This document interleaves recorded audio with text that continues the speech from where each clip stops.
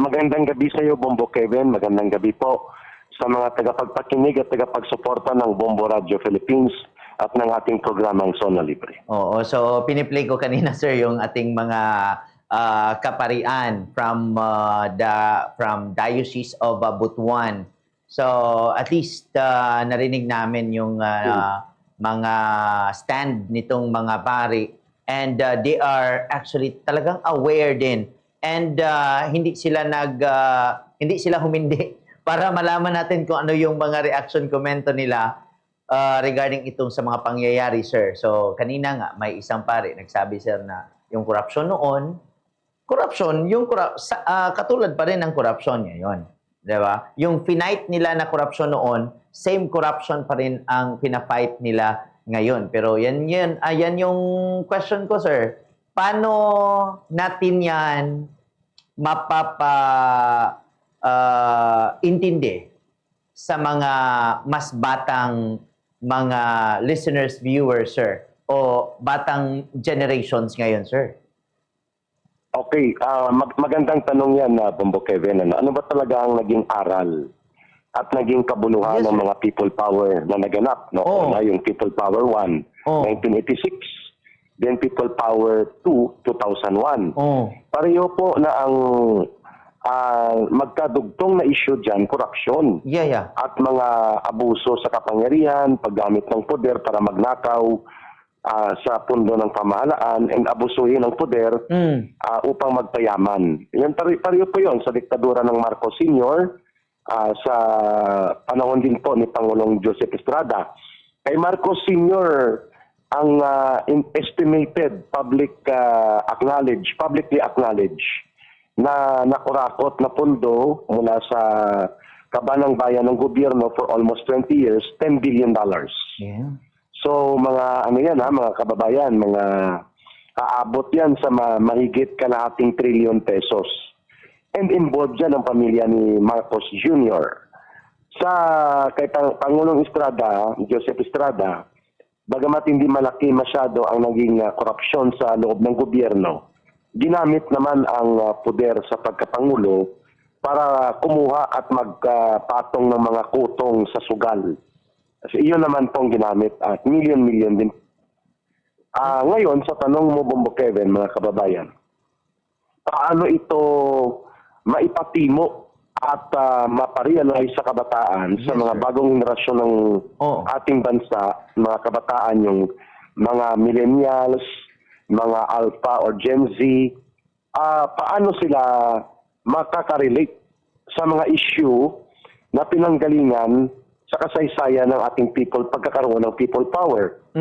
Una, kailangan po magkaroon ng sustained public education. Ang masaklap nito, hindi na po ito dinidiscuss sa mga paaralan na Bombo Kevin, mga kababayan. Wala pong mga component na historical lessons na naipapahayag po ang mga aral at kaganapan ng mga pangyayari sa people power, kung bakit nagkaroon ng people power noong 1986. So, malaking challenge yan kung paano natin abutin ang mga kabataan. Sapagkat ang gobyerno mismo wala nang pakialam na ito ay pagpapatuloy pa upang magiging aral sa ating mga henerasyon. That's a very big challenge right now. I admit to that. No? Kevin, marami ng kabataan ang walang pakialam dyan, at marami pong mga bagong henerasyon ng modernong panahon sa kabataan ngayon sa Pilipinas, mga Pilipinong kabataan, ang hindi nga nila nalalaman bakit nagtipon-tipon sa EDSA. Bakit lumaban sa tatay na ni Marcos Jr., bakit pinalayas sila. So, yan, big challenge. So, ang tanong kung paano ito ipagpapatuloy na hindi kakalimutan ang mga aral ng kasaysayan, there must be a sustained, consistent effort of public education. Particular na sa mga hanay ng modernong panahon na kabataan na wala nang gaanong nalalaman na mga related information sa patungkol sa people power. Maliban sa public education and consistent effort of information campaign, kailangan po magkaroon ng tinatawag na commemorative historical na gathering taon-taon po, at ito ay hindi para sa simbolismo. kundi para sa historical lessons. Ibig sabihin po, kapag nagkaroon ang buong bansa ng pag-alaala kung bakit may people power sa 1986 man at sa 2001, ay dahil ayaw dapat nating balikan pa na ang gobyerno nangungurakot, ang mga opisyal ng gobyerno abusado, walang paggalang sa karapatan at demokrasya para sa ating mga mamamayan at parang naging normal sa kanila ang magnakaw at mangurap sa ating bansa.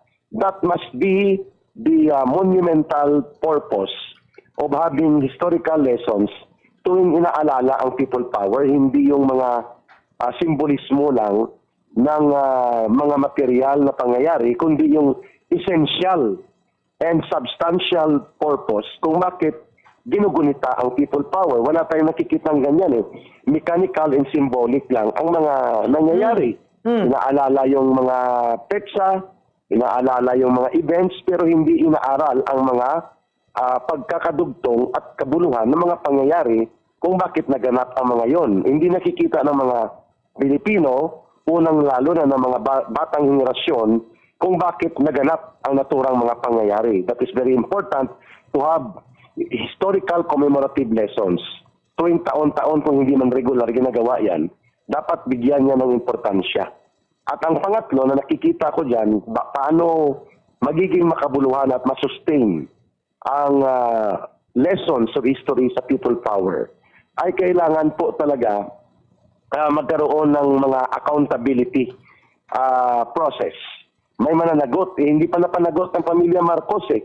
Hindi pa naubos na nabawi at nakuha ng mamamayang Pilipino ang mga ninakaw na pondo. And here it comes, right now, ang isa na namang Marcos, magkapariyo pa ng pangalan.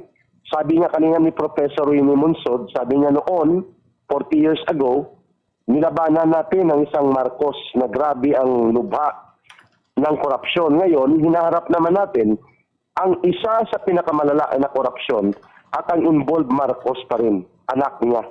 So, ibig sabihin, hindi tayo natuto doon sa mga karanasan na yun at kasaysayan dahil hindi natin naipatupad ang tamang reforma kung saan kasama po dyan ang pananagutan at yung pagpaparusa sa mga may sala. And I think that must be the challenge to the next government should there be another change of government sa ating bansa.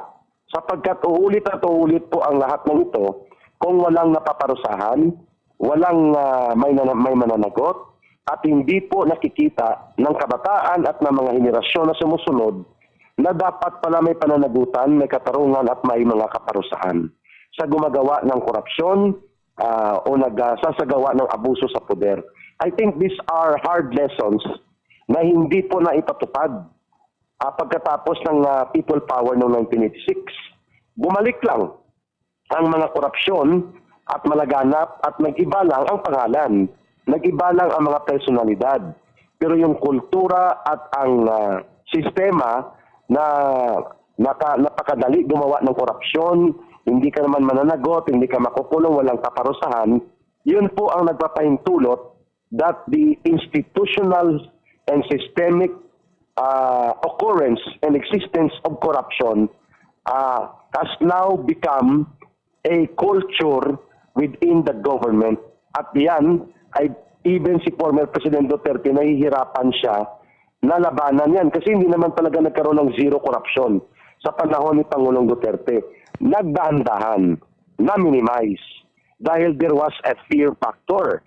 But the institutional overhaul and the institutional reform, including yung strong accountability and a strong punishment and punitive actions sa mga nag-commit at gumagawa ng korupsyon, hindi rin po yan na ipatupad ng lubusan sa panahon ng previous government ni Pangulong Duterte. And these are the realities kung bakit nagiging walang kabuluhan tuloy ang mga aral at kaganapan sa kasaysayan ng people power sapagkat wala pong nangyayari na mga konkreto na pagbabago, hindi lamang sa pagreforma ng gobyerno, kundi ang pagtanggal ng sistema sa institusyon ng gobyerno na umiiral ang sistematikong korupsyon na Bombo Kevin. Kanina sir, yung isa sa mga pari ay mentioning intentional poverty. intentional poverty. Yan din yung posibleng mga rason ng iba sa ating mga Pilipino na binabaliwala yung mga pangyayari ngayon sa bansa. Dahil mas inuuna pa, sir, ang paano makabili ng bigas, pang-ulam, ganyan, sir. Di ba, ramdam din yan noon. Di ba, grabe ang krisis sa time nung pa 1986 na, di ba? Tama po. Ang pagkakaroon ng malaganap at malubhang kahirapan, isa po sa bunga o isa po sa pinagmulan yan ay ang malawak at sistematikong pangungurakot at pagnanakaw sa pundo ng mamamayan. Hindi po sila magkahiwalay. Kaya yung sinasabi po na intentional poverty na siyang nagiging preoccupation at nagiging focus ng mga ordinaryong Pilipino na di bali nang may korupsyon dyan, maghanap na lang tayo ng pamamaraan para mag-survive.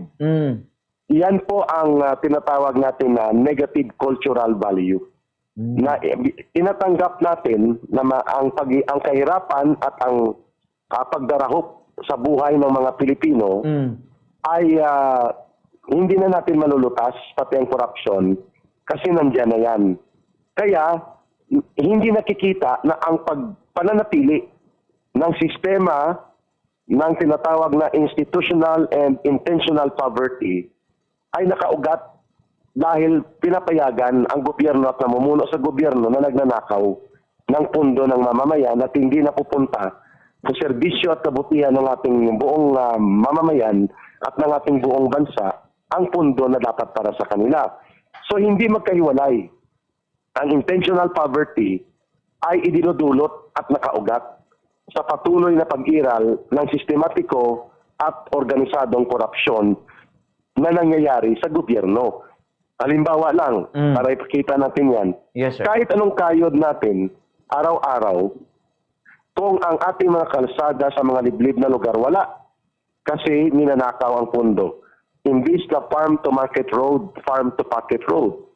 So ang pagbaba ng mga produkto, ang pagpasok ng serbisyo, at ang paglakas ng market support para sa mga kababayan nating naghihikaos sa kanilang kabuhayan sa mga liblib at mga kanayunan na lugar ng bansa, hindi talaga uunlad dahil wala po hindi natutugunan yung interbensyon na manggagaling sa pundo at resources na nawawala dahil sa corruption, kaya nananatili na mahirap ang mga liblib at mga bahagi ng kanayunan ng bansa.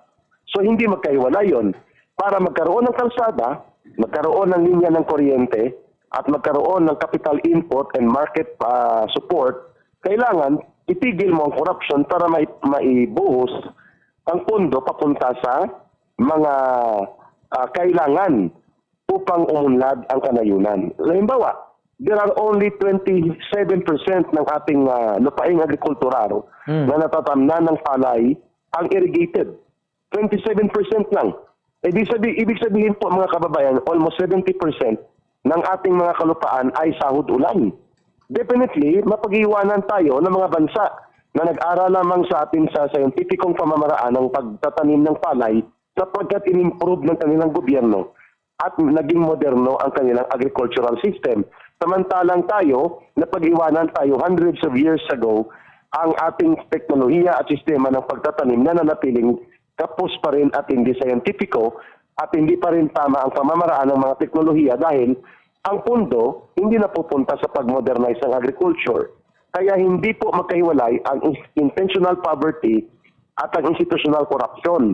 Ang dapat din unahin mo, ang pagputol at ang pagtanggal ng institutional poverty at ng institutional corruption para yung intentional poverty magkakaroon siya ng negatibo na rin na pag-angat, hindi na siya lalakas dahil pumapasok na ang interbensyon ng gobyerno. At sa lahat ng mga bansang ito na sinasabi ko na dumaan sa ganitong proseso, hindi po nila natapos ang kanilang kahirapan ng mga mamamayan kung hindi po nila inayos ang kanilang gobyerno at hindi nila tinapos ang korupsyon. One lesson to that, ang Singapore, one of the best governed countries na paglaban sa korupsyon napakataas, ang sistema para papanagutin at parusahan ng nangungurakot napakataas, at sila ay top performing, pinakamataas ang kanilang per capita income.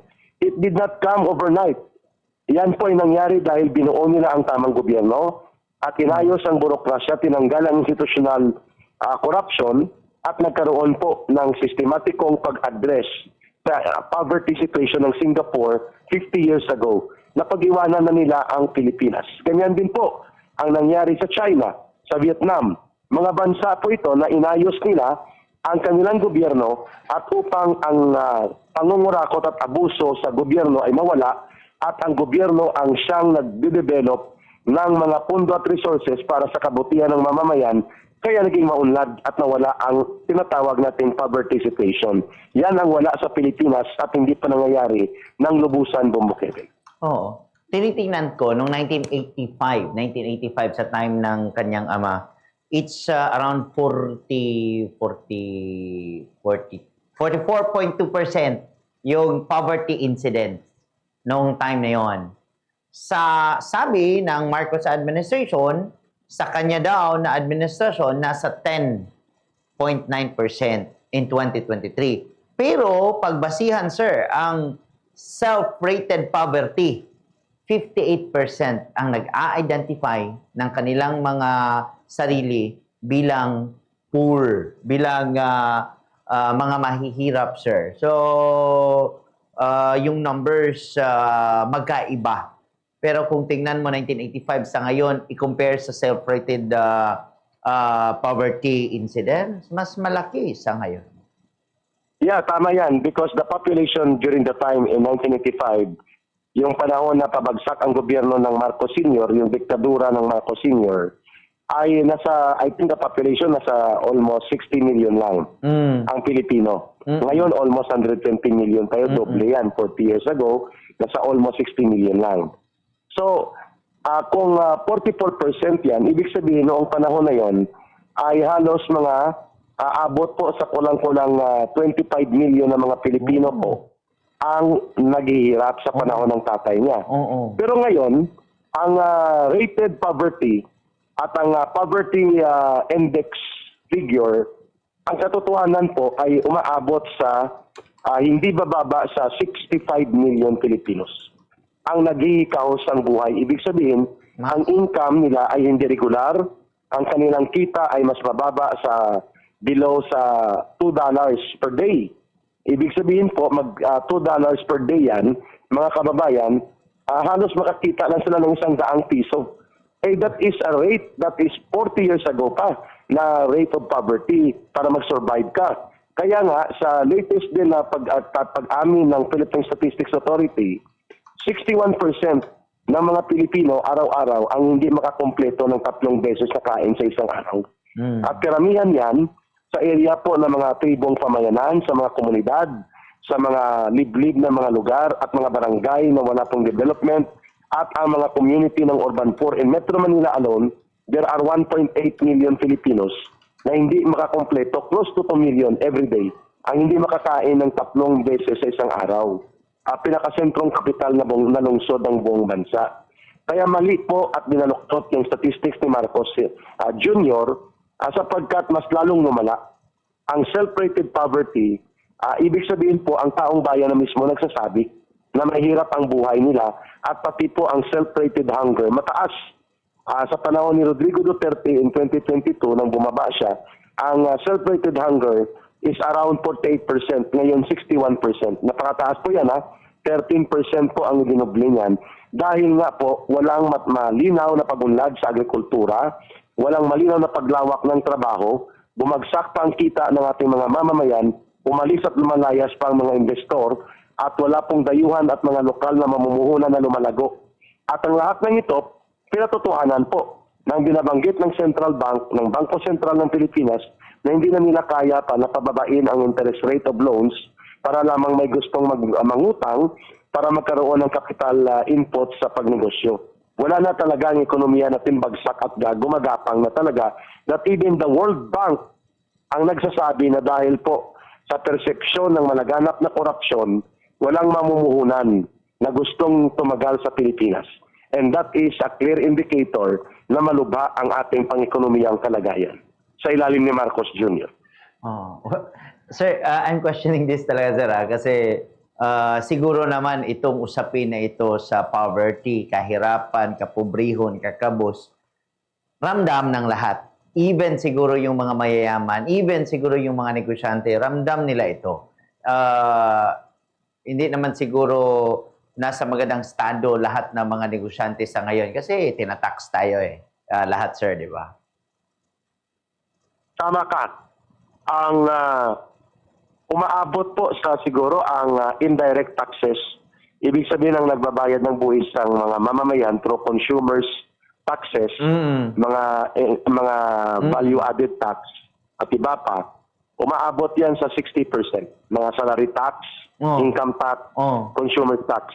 Ibig sabihin po yung revenue ng bansa, 60% nang gagaling mismo sa pinaghirapan ng kanyang mamamayan. 40% lang halos ang corporate and other services taxes. So, ang nag-aabaga at nagbubuhat ng ekonomiya, taong bayan at ang mga overseas Filipino workers. Kung kaya taon-taon po ang ating deficit sa budget, umaabot yan sa mga 1.4, 1.5 trillion pesos at para mapunuan yan, umuutang ang gobyerno upang tabunan ang kulang sa budget na ang karamihan ay ninanakaw naman. For example, in the last 3 years ni Marcos Jr., umakyat sa 5 trillion pesos ang utang ng Pilipinas mula nang umalis sa pagkapangulo si Rodrigo Duterte. At saan napunta ang 5 trillion pesos? Hindi po sa development, hindi po sa mga kalsada, tulay, at hindi po napunta sa mga pag-improve ng teknolohiya sa agrikultura, paglawak at paglago ng industriya at manufacturing. Hindi po. Kalahati halos ng 5 trillion pesos na inutang ay itinabon lang doon sa ninakaw na mahigit 2 trillion pesos. Yan ang katotohanan. At yan ang dahilan kung bakit binanggit ko kanina na ang institutional corruption ay mas lalo pang nagpapaluba ng intentional poverty. Kasi ang kahirapan po na sinadya mismo dahil kinakapos at kinukulang at nawawala ang pondo ng gobyerno na para sa pagpapalago ng ekonomiya at pagpapaunlad ng kabuhayan, yan po ay epekto yan ng paglawak at paglalim ng pangungurakot na mas lalong nang lumala at lalo lamang lumubha sa ilalim ni Marcos Jr. And I agree, ang middle class income bumababa. Ang income ng mga negosyante lumiliit din pero hindi sila mas lalong natatamaan. Ibig sabihin kung may ganansya sila na umaabot for every year, for example, 100 million ang ginaganansya nila or 500 million, nababawasan ng mga 30 or 40%, pero ganansya pa rin sila. Tubo pa rin sila. Mas malala sa middle class at sa mga ordinaryong mamamayan dahil sangkaig sang tuka po at walang regular na income at kabuhayan ang 65 million na mga Pilipino.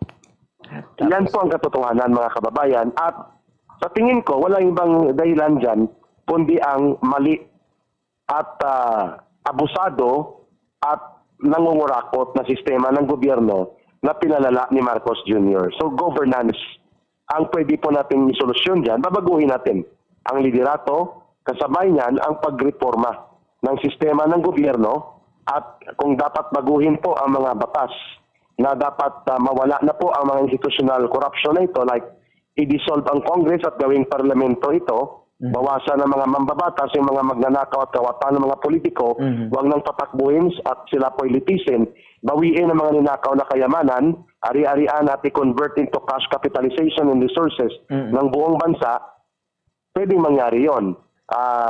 Bumukeben, pwede bang gawin yan? Pwedeng gawin yan kung ang gobyerno matino at may political will. Sapagkat ang gobyerno may kapangyarihan para gawin yan.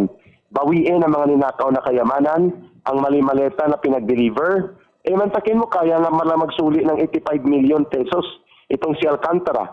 At may isa pa yung DPWH NCR. Nagbalik din yata ng 42 million. Ayun ay hindi pa kabuuan, no? Ibig sabihin po, kayang gawin ng gobyerno na bawiin ang kayamanan, ikompiska ito, ikulong at parusahan itong mga nagnakaw at hindi na sila dapat nakabalik sa gobyerno at baguhin ang sistema natin at isa dapat yan i-dissolve ang Congress. magbuo ng People's Parliament at ang mga politiko na may koneksyon sa mga flood control, pangungontratang bulok, at mga pagnanakaw sa kabanang bayan, hindi na dapat yan makakandidato. Can that be done? Of course. When the government decides what is correct and what is proper for the benefit of the nation and the people, at pangungunahan niya ito ng tama, walang dahilan na hindi magsuporta ang taong bayan. At ang AFP at PNP ay dapat suportahan nila ang bagong gobyerno na gano'n ang direksyon. Alam mo, Bongbong Kevin, kung akong tatanungin, Yes, sir. susundan ko yung ginawa ni Lee Kuan Yew. I-streamline ng bureaucracy, ang pwedeng pumasok sa gobyerno, yung may merits, ang lahat ng mga nasangkot sa pagnanakaw, ang mga pamilya, ng mga lumang politiko, mga dynasty, tanggalin dapat ito lahat sila. At totoong gobyerno na hindi nakabatay sa politiko ang itatayo sa Pilipinas. Ang kaibahan lang ng CPP, NPA, NDF, gumagamit sila ng armas at karahasan na terorismo upang isulong ang kanilang agenda. Pero mayroon sila mga programa na pwede nating pag-usapan, pero hindi sila magpapatupad. And I'm talking about the experience of nations like Singapore, Malaysia, Indonesia, Vietnam. No? Pinagdaanan nila ito kung paano nila inayos ang gobyerno nila. Everything will be addressed by a real government na may agenda ng taong bayan. Kaya hindi ito sa pagitan ni Sara Duterte at ni Rodrigo at ni Bongbong Marcos eh. We need a real government for the people. At sa tingin ko, hindi pa yan lubusang naaabot. Sinubukan gawin ni Rodrigo Duterte, but 6 years is not enough. Or 6 years are not enough, mga kababayan. But, we deserve the government that we have. So kung gusto nating baguhin ang lipunan at ang ating sistema ng pamumuhay, na hindi tayo nalulugmok sa kahirapan at hindi tayo ginagapos ng korupsyon at pagnanakaw at bulok na gobyerno, manindigan tayo bilang mamamayan at magbuo ng tamang gobyerno. Hindi nakabatay sa prinsipyo ng isang politiko, kung nakabatay sa kung ano ang tama para sa buong mamamayan. Yan ang nakikita ko, Bongbong Kevin, kasi kung hindi, uulit-uulit lang tayo dahil ang ating mga pagbabago sa gobyerno nakabatay sa pagbabago ng personalidad, hindi sa pagbabago ng sistema at kultura na dapat ay tinatanggal sa lumang sistema ng gobyerno na nagpapahirap ng buong lipunan natin. Sige. Sir Eric Celis, sir, daghan kayong salamat, sir. We all know na medyo may challenge din sa katawan yung mga activities sa ngayon ninyo, and may chance kami na kayo ay aming nakasama ngayong gabi at nalaman din namin yung mga stand nyo po sa mga usapin ngayong araw na ito po, sir. Maraming salamat sa Bombo Radio, sa programa nyo, lalo na po sa Zona Libre. At ito po yung nagbibigay ng critical na pananaw at nagpapataas po ng kamalayan ng ating mga mamamayan upang sila ay maging bahagi ng pagbabago sa ating lipunan. At malaking tulong dyan ang information campaign na nabubuo sa mga programa ng Bombo Radio Philippines. Mabuhay ka, Bombo Kevin, at mabuhay ang Bombo Radio Philippines at ang programang Zona Libre. God bless the Philippines. Ito po si Eric. Maraming salamat po. Salamat kayo. Si Eric Celis, mga kabombo ng Bangon Sambayanan. So, mupitaw na mga kabombo no nga, di ba? Makonect na to ang mga pamahayag sugad pa ganina katong Attorney Sani Matula nga napagigyapoy problema sa mga kaparian, napagigyapoy mga problema. Even kaning kang Eric Celis, napagigyapoy mga problema. Di ba? Sila kaniadto hangtod karon mauma ora gyud gihapon. Ug mo suporta mo ato iyang mga kini ang sugyot. Muna mga kabombo. Pero ug ako kilatison gid pag-ayo na imong politiko nga imong suportahan. Naman po to'y pamahayag ato obispo na 2028 dool naman po na bisan gani karong sa barangay election ba ato po ng paningkamutan. Ako bitaw bahala gakapildi ang uban nato nga mga suportahan niya, gusto nato butaran, mo gibutaran balag pildi. Pero muna kilatison nimo pag-ayo dili ka padalas bulog sa murabag namoy tao nga naay karisma, pero ang problema no kay naay usahay naapoy bag problema sa ila. Kiratison jud pag-ayo. Hasasan nimo pag-ayo. Isa ra gud na imong boto. Katabang ka ba? Nagit po na. Unless otherwise, utrohon gyud ang ato ang gobyerno. Oh. Naay mga paningkamot ning mga magbabalaod nato nga utruhon ang unsa ta nga klase nga panggamhanan, pero di po nato sila pasagdan kay basig mo pabor po na sila mga kaugalingon, kabalo beta mga politiko. Salamat kay mga kabombo sa pakigduyog usab karong gabi una. Diri sa ato ga programa nga Zona Libre kay medyo gipot namang oras ay nga makapaligtas sa unahan diri sa atong pagpanaguban sa ato ang tulumanon karoga orasa. Stay updated lang mo sa padayon nyo nga pag-follow diyan sa Facebook page sa Bombo Radio Butuan, iman sa YouTube channel, lakip na sa website namo www.bomboradio.com. Kini si Bombo Kevin Linacan, this is Bombo Radio Philippines, number 1 and most trusted source of news and information. Basta Radio, Bombo!